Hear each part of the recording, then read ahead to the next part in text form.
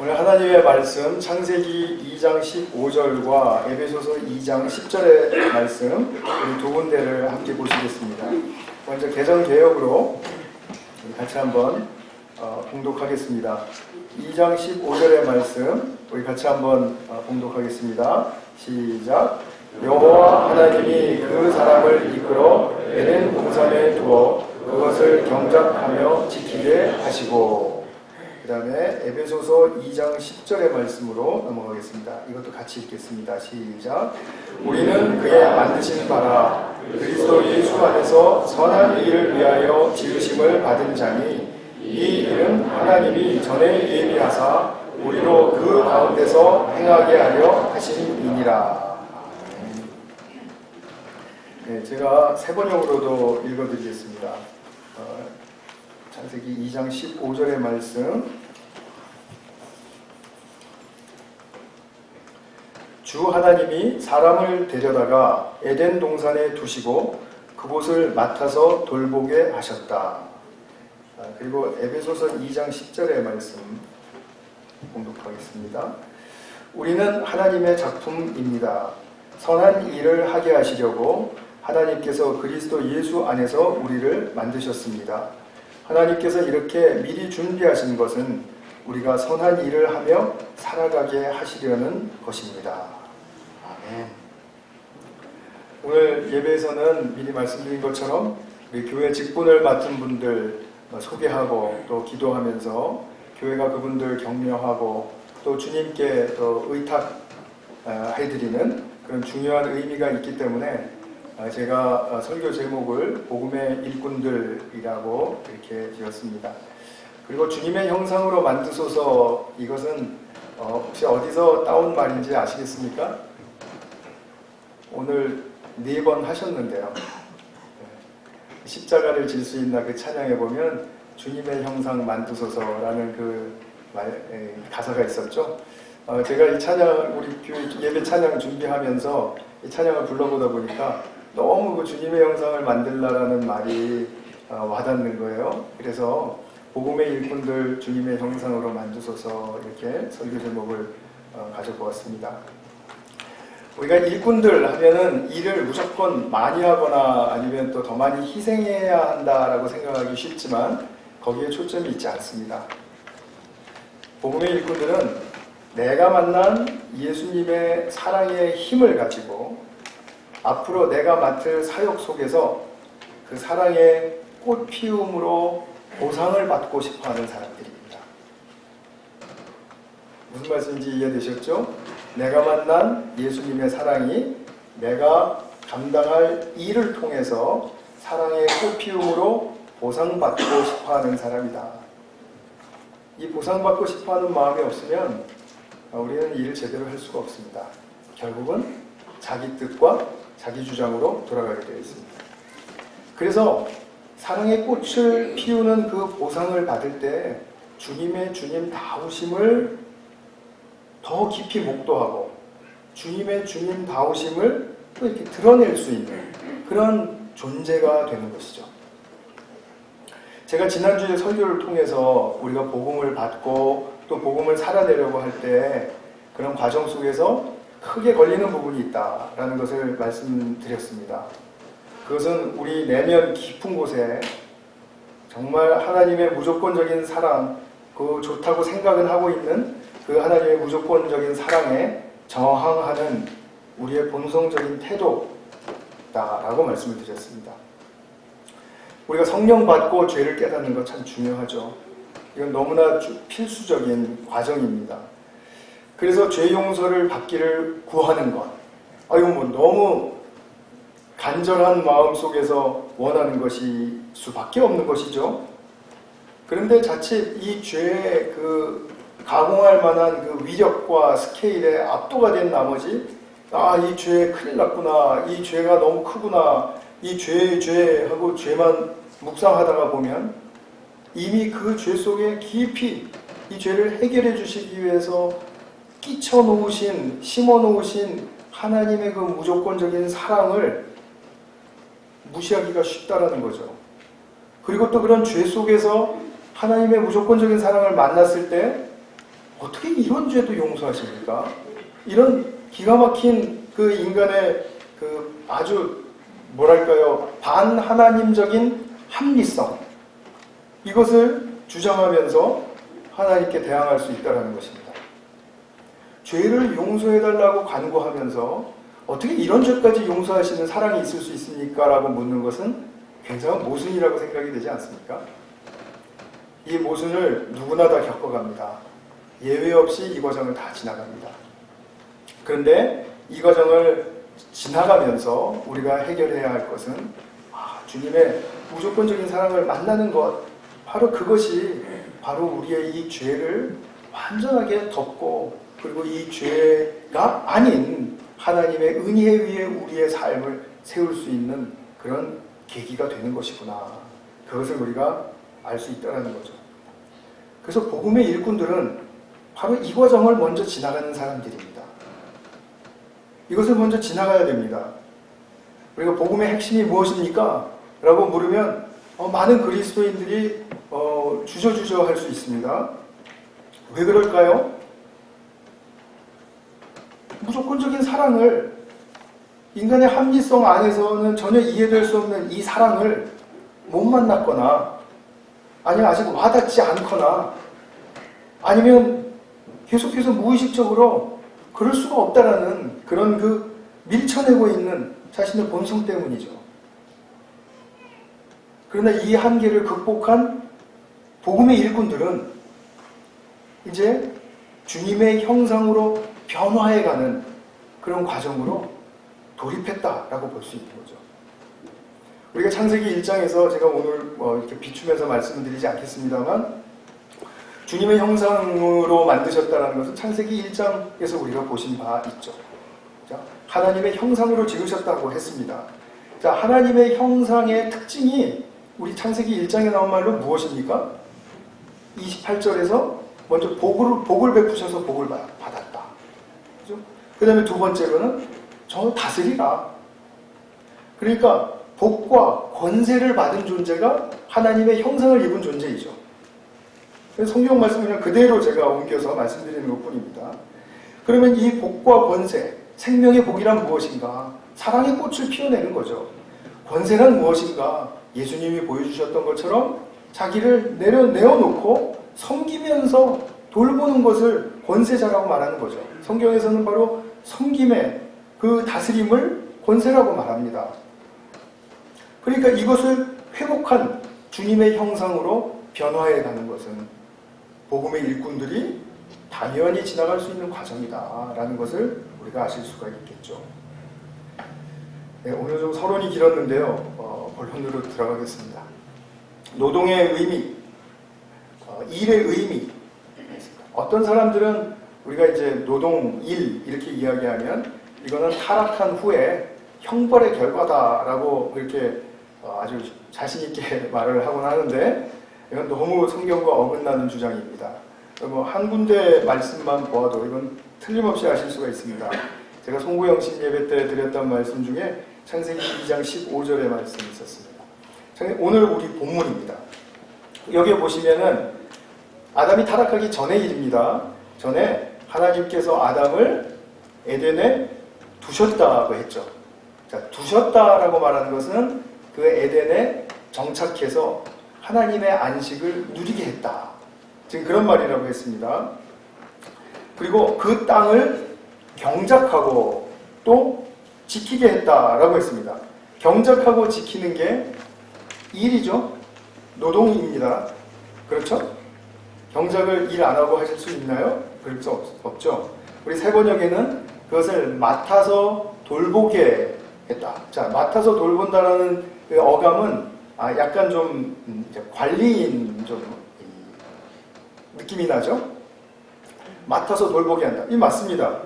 다 이게 지금 같은 본질을 각들 언어의 그 다른 각도에서 본 것 뿐이에요. 경작하고 지키게 한다. 맡아서 돌보게 한다.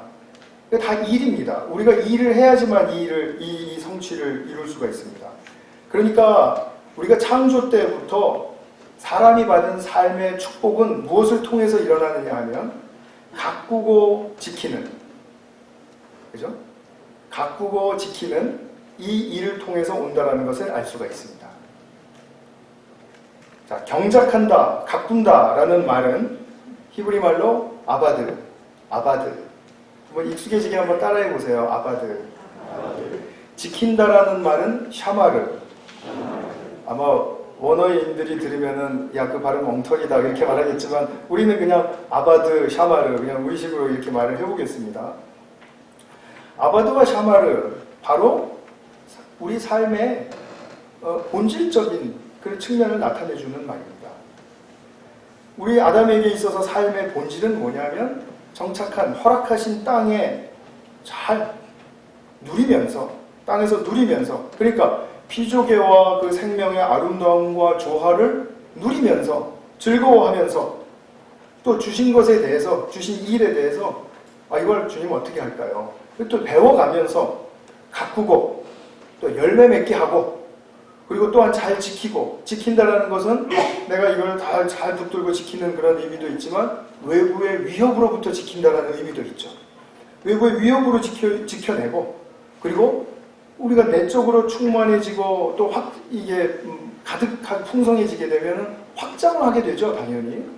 그래서 에덴은 확장의 속성을 또 가지고 있는 것입니다. 그래서 창조주에 따라서 가꾸고 열매 맺고 풍성해지고 지키고 확장하고 이것이 바로 우리가 삶의 축복을 얻는 길이입니다. 길. 그러니까 아무것도 안 하고 놀고 먹는 게 그게 축복이 아니고 우리가 어떤 일이든지 함으로써 뭐 우리가 돈 받고 하는 일만 일이 아니죠. 그죠? 우리가 돈 받지 않고 봉사할 수 있는 일도 얼마든지 이 세상에는 많이 있고 또 우리 교회가 특별히 또 그런 곳이고요. 그래서 정말 아바드와 샤마르 경작하고 지키는 그 외적 행위를 통해서 내적으로 내가 주님의 그 기쁨을 공유하고 또 즐거움을 함께 누리고 이런 삶으로 나아가게 한다는 거죠. 자, 그러면 우리는 내가 생각지도 못했던 그 열매와 꽃이 내 삶을 통해서 이렇게 맺혀지게 되는구나. 이렇게 할 때 우리는 정말 삶의 보람을 느끼는 거죠. 보람을 느낀다는 것이 무엇입니까? 내적인 기쁨이 있고 그것이 충만해진다는 거죠. 이거 빼놓을 수 없는 인간됨의 요소입니다. 다시 말하면 아담이 아바드 경작하고 샤마르 지키는 그런 행위를 하는 인생 속에서 창조주의 의도와 목적을 더 깊이 깨우치게 되고 또 그분이 이 세상을 바라보면서 누리는 즐거움과 기쁨을 공유하게 되는 것. 이것이 바로 사람으로 살아가면서 누리도록 하시는 하나님이 우리에게 축복을 주시고자 하는 그런 하나님의 의도입니다.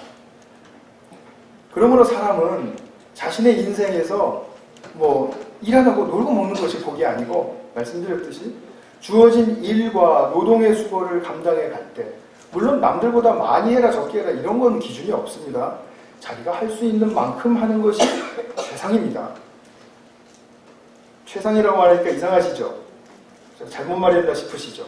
얼떨결에. 아닙니다. 자기가 할 수 있는 만큼 하는 것이 최상입니다. 더 이상 넘어갈 때 사람은 그 최상에서 떨어지게 되어 있고요. 거기서 덜할 때 최상에 못 미치게 되어 있는 것입니다. 자기가 할 수 있는 만큼이 최상입니다. 그러니까 이 세상에는 능력을 견주거나 비교할 필요가 없는 것이죠. 그래서 우리가 그러한 그 일과 노동의 수고를 자기가 주어진 할 수 있는 만큼 할 때 보람과 기쁨을 보상받도록 지어진 존재, 바로 그것이 사람입니다. 경작하다라는 그 아바드의 구약 용례를 보면 상당히 이 용례가 넓습니다. 아바드는 이게 특별한 용어가 아니고요. 아주 일반적인 용어였습니다. 무슨 말이냐 하면 사람을 섬긴다 할 때도 아바드를 써요. 또 주님을 예배한다, 제사를 드린다 라고 할 때도 아바드라는 말을 써요. 레위인들이 성막에서 그 거룩한 일로 그 구별된 그 일을 섬기죠. 그걸 거룩한 일이라고 했죠. 그럴 때도 거룩한 일을 한다고 할 때도 아바드라는 말을 써요. 자, 이것이 말해주는 의미가 뭘까요? 구약 성경은 본래 사람이 일상에서 우리에게 주어진 것을 경작하고 가꾸는 일, 아담이 에덴을 돌보는 일, 그것과 하나님을 예배하면서 성막 제사를 드리면서 성막을 섬기면서 하는 그 일, 이 두 가지 일의 본질을 하나로 보고 있다는 뜻 아니겠어요? 그걸 우리가 당연히 짐작할 수 있죠. 요즘 들어보셨는지 모르겠습니다만 일터신학이라는 그 신학 그 분야가 아주 지금 뭐 우리나라에서도 아주 그냥 그야말로 히트를 치고 있습니다. 그 폴 스티븐스라는 리전트 칼리지의 그 노 교수가 이제 이것을 강의하면서 다니는데 유독 우리나라에서 그렇게 선풍적이라고 하네요. 영어로는 마켓플레이스 디올로지 이렇게 말합니다. 이분의 주장은 우리가 늘상 말해왔듯이 신앙과 삶은 별개가 아니라는 것을 성경적으로 설파하는 것입니다. 이런 맥락을 우리가 아바드라는 단어 하나만을 통해서 봐도 분명하게 명확하게 나타나죠. 일상의 일, 직장의 일, 교회의 일, 그리고 예배드리는 일, 주님을 섬기는 일, 모든 것이 다 본질적으로 하나다. 창조주 하나님의 의도와 목적을 회복하고 그분의 즐거움을 같이 누리도록 그렇게 하는 바로 그 하나의 본질을 가지고 있다. 이거 아실 수 있겠죠. 그래서 교회의 일꾼들은 아바드와 경작하는 것, 샤마르와 지키는 것의 본질적인 의미를 먼저 잘 찾고 확신하고 그리고 교회 일을 하는 것이 중요합니다. 교회 일만 너무 신성시한다라든지 또는 뭐 세속적으로 뭐 교회도 뭐 다 들어가 보니까 뭐 다 그렇게 하되 뭐 그래서 세속적인 마인드를 가지고 한다라든지 둘 다 문제가 됩니다. 둘 다 문제가 됩니다. 어떤 문제가 생기죠? 분리를 일으키는 거죠. 분리. 지금 본질은 하나인데 왜 우리는 분리를 일으켜야 되느냐라는 거죠. 분리가 되면 어떻게 되죠? 힘을 잃습니다. 힘을 잃으면 성장하지 못합니다. 성숙할 수 없습니다. 교회 공동체가 생명을 받았는데 그 생명을 자라게 할 수가 없습니다. 그렇기 때문에 우리가 지금 이 측면에서 아바드와 샤마르의 본질적인 의미를 찾는 것에서 우리가 정말 잘 깨우치고 그리고 우리 교회와 자기 자신의 삶도 그렇죠. 성장이 잘 일어날 수 있도록 하는 것은 분리를 막는 것입니다. 그래서 균형을 이루는 것입니다. 삶의 균형은 참 중요합니다. 그렇게 해서 내게 주신 소명의 한 부분으로서의 누구나 다 일을 가지고 있는데, 그죠? 그런 사명, 소명을 가지고 있는데, 아담이 에덴을 가꾸고 섬기며 지키고 확장하듯이 교회 일을 맡을 때, 어떤 일이든지 그 일을 맡을 때 가져야 할 정신이 바로 가꾸고 섬기며 지키고 확장하면서 그것을 통해서 창조주 하나님의 그 즐거움을 공유한다. 이것을 찾는 것이죠. 이런 의미를 찾는 것은 굉장히 중요합니다. 이 의미를 찾게 되면 하지 말라 그래도 할 겁니다. 근데 이 의미를 사람은 반드시 의미를 찾아야 자기를 희생하기까지 내어놓을 수가 있습니다. 의미를 찾지 못한 일에는 결코 자기 자신을 내어놓지 못합니다. 반대로 의미를 찾지를 못하면 죄까지도 자기 자신을 정당화합니다. 의미를 찾지 못한 일에 대해서는 정죄하고 비판하면서도 전혀 죄책감 느끼지 못하고요. 그 다음에 그것이 죄의 파괴력을 가져온다 하더라도, 그래서 어떤 무언가 파괴하는 결과를 가져온다 하더라도 잘못됐다는 걸 느끼지 못한다는 거죠. 의미를 찾지 못하면, 이건 제 말이 아니라 빅터 프랭클이라는 아주 유명한 학자의 말입니다. 단순하게 들리실지 모르겠지만 하나님의 창조의 목적을 이루는 길로 들어가는, 하나님의 우리를 향하신 창조의 목적을 이루는 길로 들어가는 아주 중요한 의미를 갖습니다. 어떤 일이든지 우리가 맡아서 할 때 그 일 안에는 주님이 심어 놓으신 가치가 있고, 그리고 아름다움이 있고, 또 선함이 있고, 또 그것이 다 어우러져서 조화를 이루면 더 우리에게 큰 감동을 주고요. 그 다음에 거기서 바로 우리는 감동으로부터 생명의 힘을 누리고요. 그 생명의 힘을 갖는다는 건 내 삶을 이렇게 균형 있게 하는구나. 뭔가를 분열하고 분리시키는 그런 것이 아니라 이것을 모으고 그것을 참 잘 이렇게 어우러지게 하는구나. 그것을 우리가 보게 하죠. 굉장히 중요한 건 아니겠습니까? 놀라운 것은 이것을 통해서 우리가 주님의 형상을 회복한다는 거죠. 복과 권세를 회복한다는 거죠. 그럼 오늘 사도 바울이 신약에서 말하고 있는 말을 우리가 보게 되면 오늘 에베소서 2장 10절의 포인트는 우리를 구원하신 것은 선한 일을 하게 하기 위함이다 라고 말씀하셨습니다. 이것은 디도서 2장 14절이나 또는 3장 8절에서도 똑같이 말합니다. 우리를 부르신 것은, 우리를 새 생명을 주신 것은, 우리를 또 이렇게 하나님의 자녀로 삼으신 것은 그냥 삼아놓고 그냥 귀하다 이게 아니고 우리로 하여금 선한 일을 감당하게 하려고 하신 것이다. 이렇게 말합니다. 그러면 여기서 선한 일이라는 것은 도덕적인 착한 일을 말할까요? 아주 부분적입니다. 그건 아주 부분적이고요. 그 도덕적인 착한 일도 선한 일이 성경적으로는 될 수 없을 경우도 있습니다.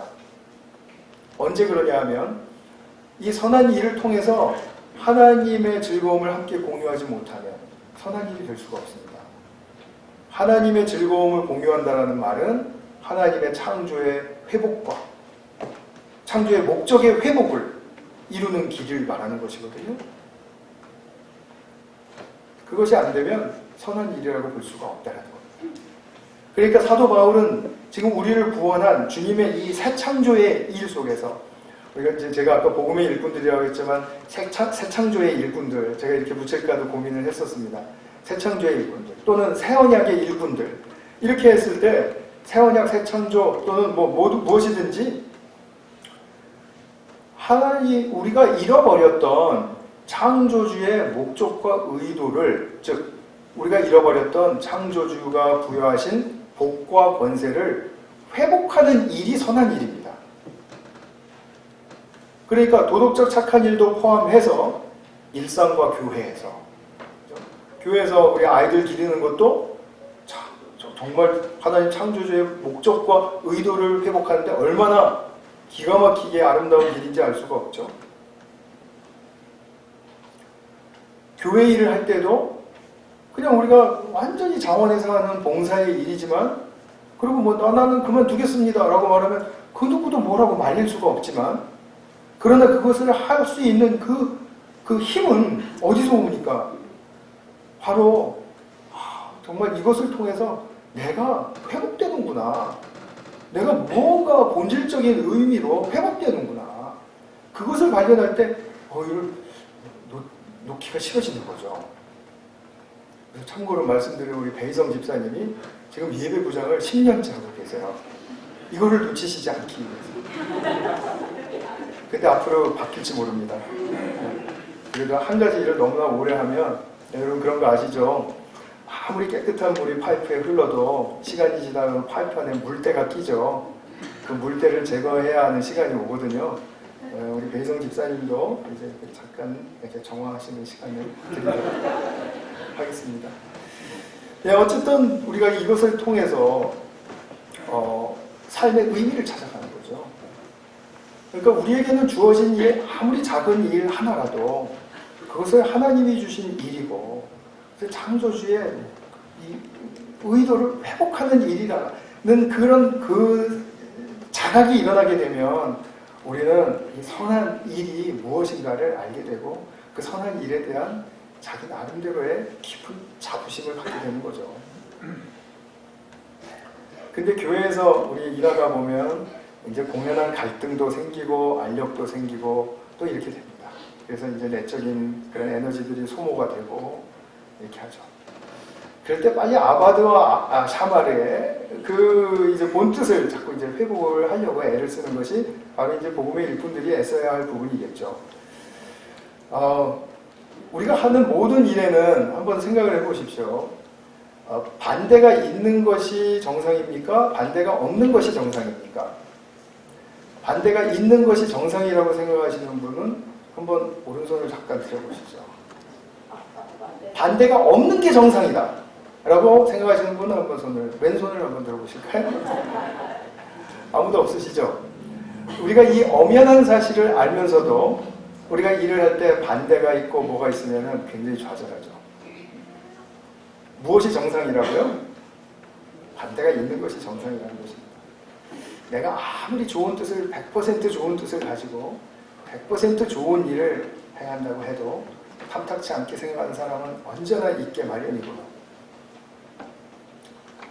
어디든지 있게 마련입니다. 여기서 일꾼들이 회복해야 할 것은 무엇일까요? 주님과의 관계죠. 거기서 주님께서 내게 주신 이 선한 일에 대한 사모함이 지금 제가 흔들리고 있으니까 확인하셔야 되겠죠. 그리고 거기서부터 오는 저는 100% 확신합니다. 주님, 이 일이 정말 제가 선한 일로 삼고 정말 주님의 그 창조의 의도를 회복하는 길로 제 삶의 보람을 찾고 의미를 찾는 길로 저는 이 일을 하고 싶습니다. 이렇게 고백하면 주님은 100% 여러분을 격려하실 겁니다. 성경의 약속입니다. 야따 네가 그렇게 모자라게 하니까 지금 이렇게 됐지. 아니면 저것들이 못났으니까 저렇게 지금 반격하고 할 때 네가 이렇게 나가 떨어진 거지. 이렇게 하시지 않는다는 거죠. 주님이 격려하신다는 말씀이죠. 정말 이 주님의 격려를 우리가 체험하는 것은 이 삶을 살면서 얼마나 필요하고 또 얼마나 힘이 되는 것인가. 그런데 이런 주님의 격려를 못 누리지 않습니까? 그러면 항상 자꾸 그 다음 일을 대할 때 완벽을 추구하게 됩니다. 제가 지금부터 좀 중요한 말씀을 드리려고 하는데요.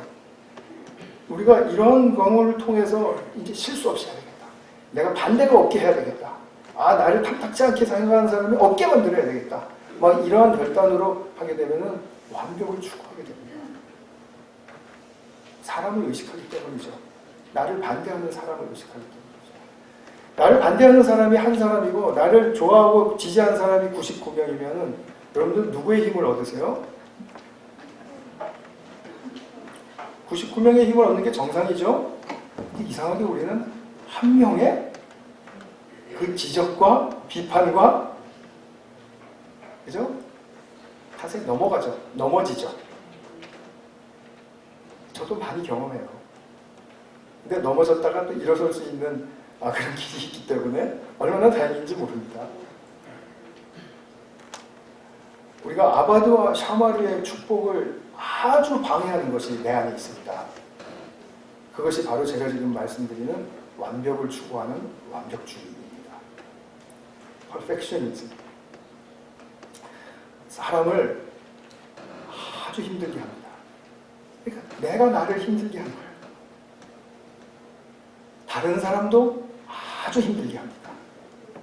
아주 은근히 사람 잡는 게 이 완벽주의입니다. 아주 교묘하고요. 아주 포장이 잘 돼 있고요. 그리고 아주 선하게 보입니다.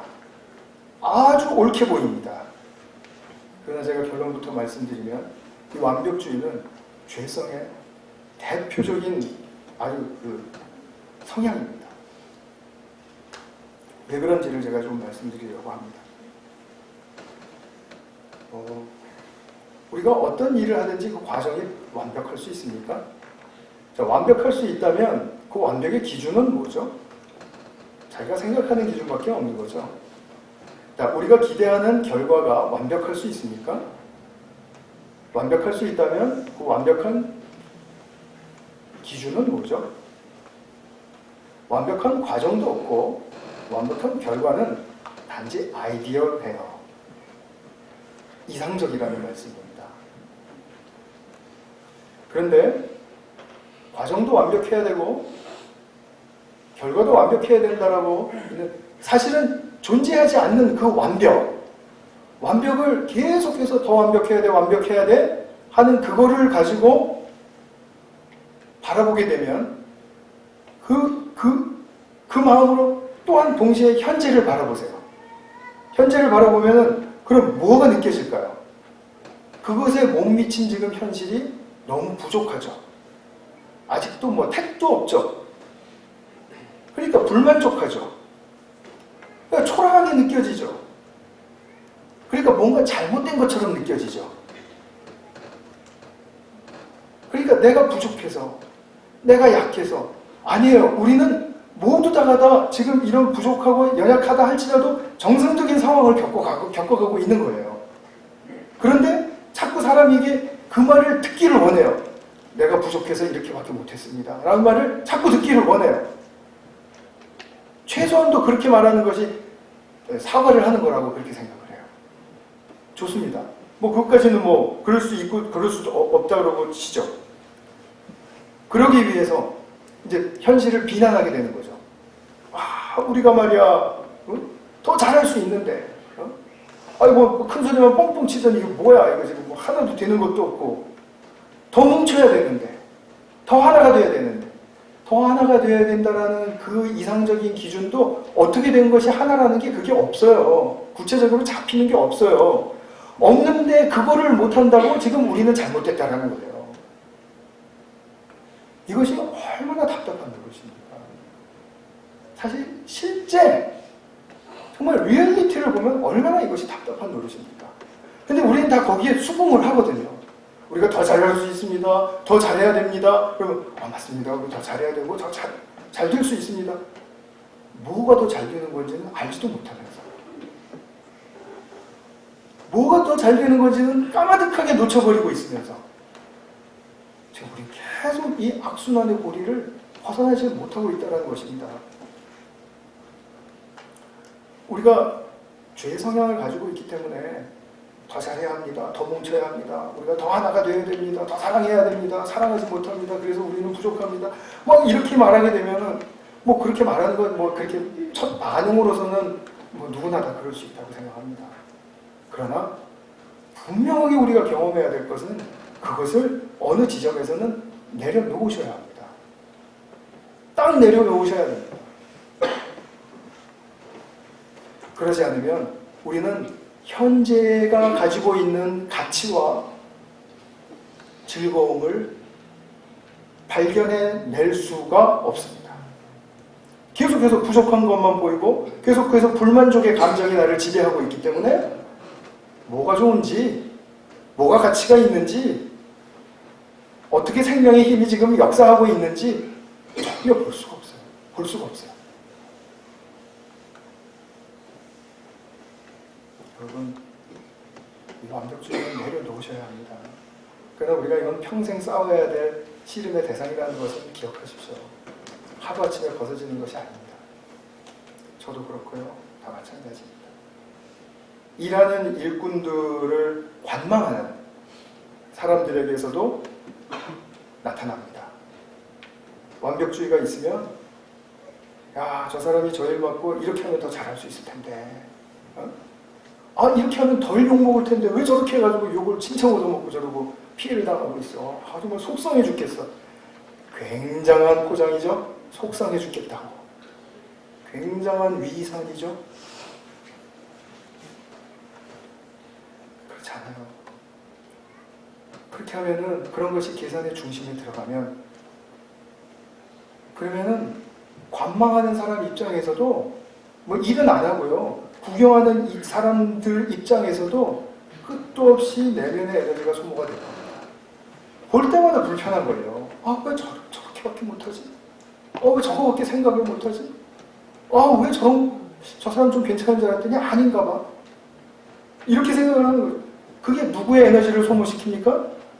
자기 에너지를 소모시키죠. 자기 에너지 소모시키면은 뭐 그 다음에 의학적인 컨시퀀스를 다 아시죠? 면역 떨어지고 그러면은 뭐 바이러스 이길 힘이 없어지고 감기 잘 걸리고 우울증 걸리고 그다음에 골치도 아파지고 그냥 여러 가지 기타 등등.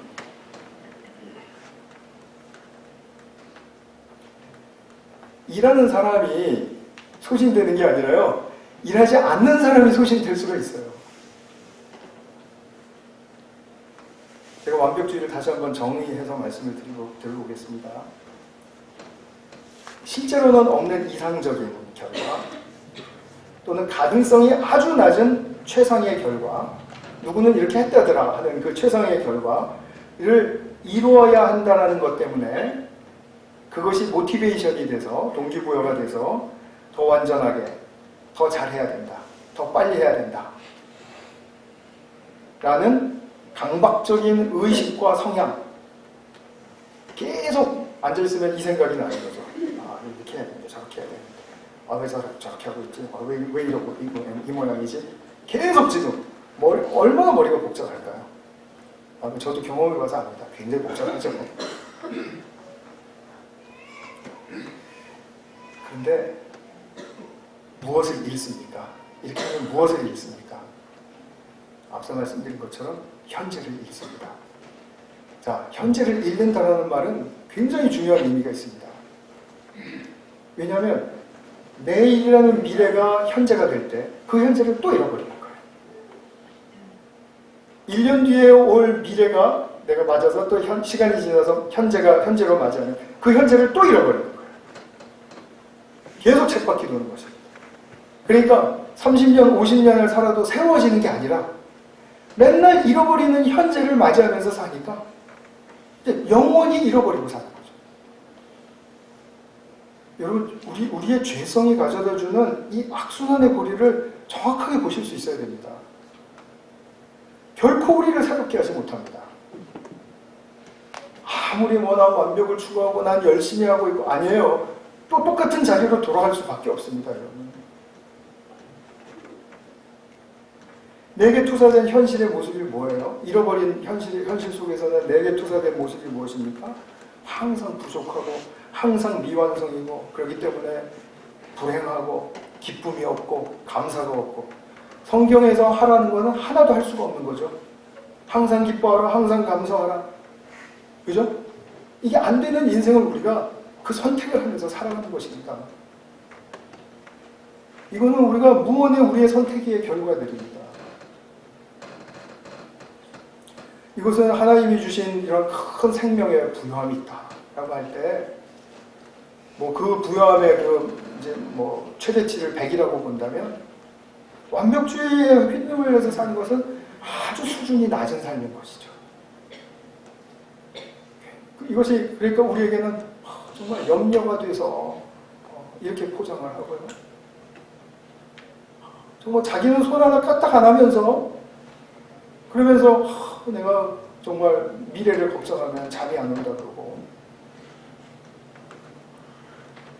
제가 못 들은 말만 지금 골라서 하는 거예요. 여러분들이 하신 말을 제가 그대로 읊었으면 여러분들이 저게 나를 또 공격하는구나 이렇게 생각하실 거예요. 정말 한 곳에서 15년 동안 설교한다는 게 보통 이 언어 선택에 있어서 어려운 일이 아닙니다. 완벽주의는 양상도 다양하고 정도도 다르지만 어찌되었든지 쉽사리 고쳐지지 않는 것은 사실입니다. 그렇기 때문에 아주 씨름 많이 하셔야 합니다. 이것을 그런데 극복하는 길을 제가 하나 소개해드리고 싶은 것입니다. 어떻게 해야 이것이 극복이 되겠습니까?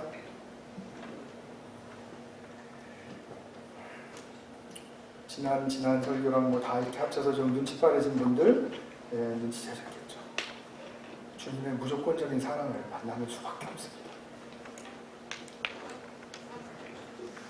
다른 것에 무엇이 있을지 저는 그건 잘 모르겠습니다. 제가 확신할 수 없는 길들이고요. 제가 분명하게 확신하고 말씀드릴 수 있는 길은 주님의 무조건적인 사랑을 만나는 것입니다. 이것이 복된 소식입니다. 굿 뉴스. 좋은 소식입니다. 그 사랑을 받으면 현재 부족하고 또 불만족하고 잘 안 되고 그런 거 다 느껴요. 다 알아요. 그런 거 몰라서 얘기 안 하는 게 아닙니다. 다 알아요. 나쁜 것도 알고, 그리고 정말 뭔가 이렇게 사람들이 불평하고 그러겠다 다 알아요. 아는데 그것보다 더 큰 건 뭐냐면 이 현재에 주어진 이 소중함, 이 사역의 소중함. 내가 더 진실되고 내가 더 나를 쏟아붓고 내가 더 나를 여기다가 올인하면, 그러면 정말 이거는 내게 더할 수 없는 축복의 분명한 기회가 될 거야. 거기에 대한 소망을 갖는 것이 더 커집니다. 그러면 현재를 즐거워할 줄 알게 되죠. 우리 교회 2020년도 1월 12일 지금 현재 11시 10분에 이 순간을 즐거워하실 수 있죠. 그리고 사람과 공동체의 소중함을 발견하는 길입니다. 우리 교회가 40년 동안 한 번도 분열을 겪지 않았습니다 라고 이야기를 하면은 이단입니까? 하고 물어보는 사람도 있지만 대단하군요 라고 말하는 사람도 참 많이 있는 걸 제가 만났습니다. 근데 여차하면 우리 교회는 다른 교회랑 달라서 이렇게 된 게 아니거든요. 여차하면, 그런데요, 저는 그렇게 되지 않을 확신이 있습니다. 왜냐하면 분명히 주님의 무조건적인 사랑이 우리를 덮고 있고 우리는 그 사랑을 만날 수 있는 기회를 지금 구하고 있고 그때가 언제일지는 모르겠지만 우리 모두에게 부어주실 분명한 축복의 약속이기 때문에 그렇습니다. 제가 오늘 저 사실 이 칼럼을 제가 쓰면서 제가 밑줄도 긋지 않고 볼드체도 넣지 않습니다. 여러분들이 그것만 집중해서 보실까봐요. 이 글을 보시고 여러분들 나름대로 이렇게 하나 좀 이렇게 딱 핀포인트해서 야 요거다 하는 것을 발견하실 수 있기를 제가 참 바라는 마음에서 이 글을 올리고 있는데요. 그래서 이걸 말씀드리면 안 되는데 제가 이 글을 올렸던 그 저의 그 초점은 어디 있었냐면 세 번째 단락에 하나님은 당신의 약속을 꼭 지키신다. 죽기 전이라면 꼭 죽기 임박해서가 아니라 지금도 죽기 전이잖아요. 그죠? 죽기 전에 당신은 그렇게도 갈망하던 사랑받고 있는 모습을 그리고 하나님의 자녀로 온전히 받아들여진 모습을 발견할 수 있을 것이다. 하나님은 반드시 이 약속을 지키신다는 겁니다. 저는 정초에 이 글을 읽고 정말 지붕 뚫고 올라갈 뻔했습니다. 너무 좋아서요. 맞습니다. 그 약속입니다. 얼마나 힘이 되는 약속의 말씀입니까? 그래서 내 삶과 삶 속에 주신 모든 일, 모든 관계, 모든 그 관계의 대상들 모두가 다 아바드와 샤바르의 그 참 뜻을 이루어가게 하는 아주 중요한 선물이다 하는 거죠. 올 한 해 동안에 교회 직분을 맡은 우리 복음의 일꾼들이 교회 일을 통해서 아바드와 샤바르의 참 의미와 축복을 발견하실 수 있고 또 누리실 수 있기를 바랍니다. 교회 사역 힘드시죠? 힘듭니다. 교회는 일을 중심으로 하지 않고 사람과 그 관계를 같이 다루기 때문에 일과 함께 다루기 때문에 힘듭니다. 그런데 힘든 만큼 주님이 주시는 축복은 분명한 것입니다. 제가 이제 강요할 수는 없지만 앞으로 여러분들이 이제 우리 교회에서 교회 생활을 다 이제 일정 하시고 그리고 이제 다른 지역에 가셔서 교회를 찾으실 때 여러분 일 중심적인 교회는 가지 마세요. 제가 권유드립니다. 사람 부딪히고 갈등하고 그리고 좀 다소 이거 뭐야? 하는 그런 교회 찾아가십시오. 저의 권면입니다. 주님의 무조건적인 사랑을 깊이 누리고 나의 완벽주의를 경계하면서 내 삶에서 이 완벽주의의 무게를 정말 조금이라도 덜어낸다면 그 무게가 얼마나 가벼워지는지 분명하게 체험하실 수 있을 거라고 저는 믿습니다. 그러면 자유할 수 있습니다. 그리스도 안에서 새 사람, 복음의 새 일꾼으로서 주님의 형상을 회복하며 즉 복과 권세를 회복하며 축복의 세계를 만끽하시는 복된 주님의 일꾼들 되시기를 바랍니다.